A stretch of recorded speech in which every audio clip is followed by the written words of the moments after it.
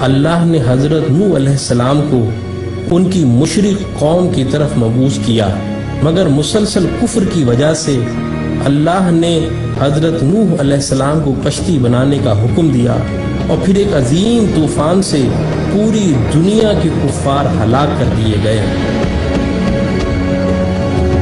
اور یہ کشتی کوہ جودی پر آ کر ٹک گئی تھی۔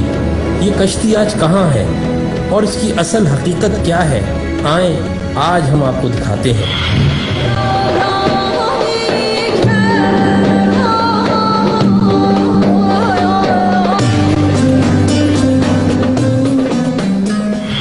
آج سے کم و بیش 50 سال قبل جب ترکی کے ایک پہاڑ پر کچھ مہم جوؤں نے اس کشتی کو دریافت کر کے اس کی تصاویر اخبارات میں جاری کی، تو پوری دنیا میں یہودیوں، عیسائیوں اور نام نہاد روشن خیال دہریوں کے درمیان ایک بڑی بحث کا آغاز ہوا۔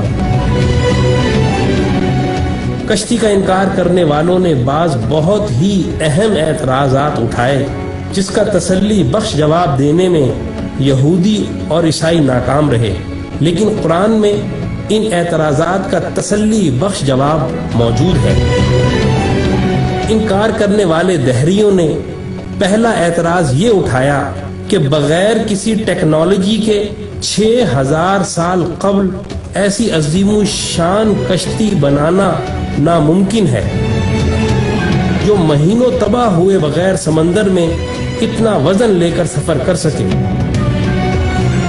قرآن کی سورہ قمر میں اس کا جواب اس طرح دیا گیا ہے کہ اور ہم نے نوح کو ایک ایسی کشتی میں سوار کیا تھا جو تختوں اور کیلوں سے تیار کی گئی تھی۔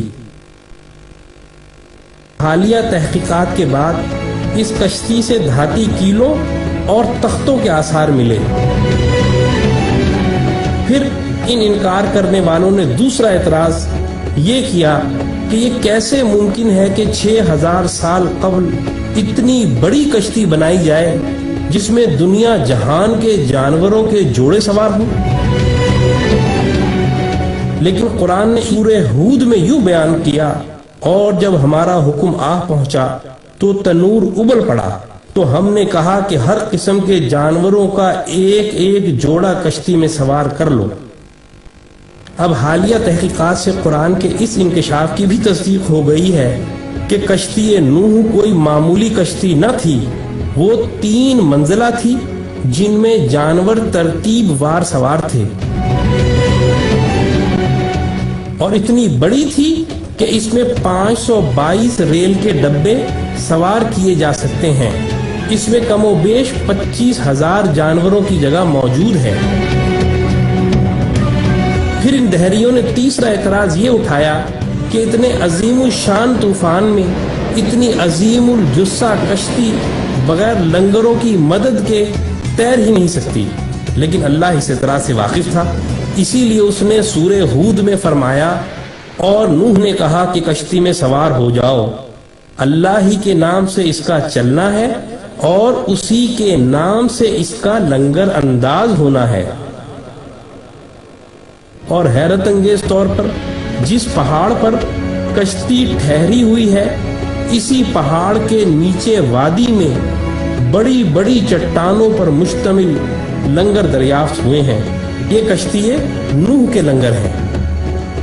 اور سب سے بڑا اور اہم اعتراض یہ اٹھایا جاتا ہے کہ کسی لکڑی کی کشتی کا 6000 سال تک کسی پہاڑ کی چوٹی پر باقی رہنا ناممکن ہے۔ اس اعتراض کا جواب بھی سورہ قمر میں یہ کہہ کر دیا ہے کہ اور ہم نے اس کشتی کو آنے والوں کے لیے اپنی نشانی بنا کر چھوڑا ہے۔ اور حالیہ تحقیقات سے یہ حیرت انگیز بات سامنے آئی ہے کہ اس پورے پہاڑی سلسلے میں برف اسی چوٹی پر ہے جہاں یہ اسی برف کی وجہ سے محفوظ رہی۔ قرآن کا انکار کرنے والوں، اب بتاؤ ان عظیم آیات کے بعد اب کون سا اعتراض رہ گیا ہے جس کی بنا پر آپ قرآن کو اللہ کا کلام ماننے کے انکاری ہو؟ ہم آپ کو دعوت دیتے ہیں کہ تعصب کی اینک کو اتار کر اسلام میں داخل ہو جاؤ۔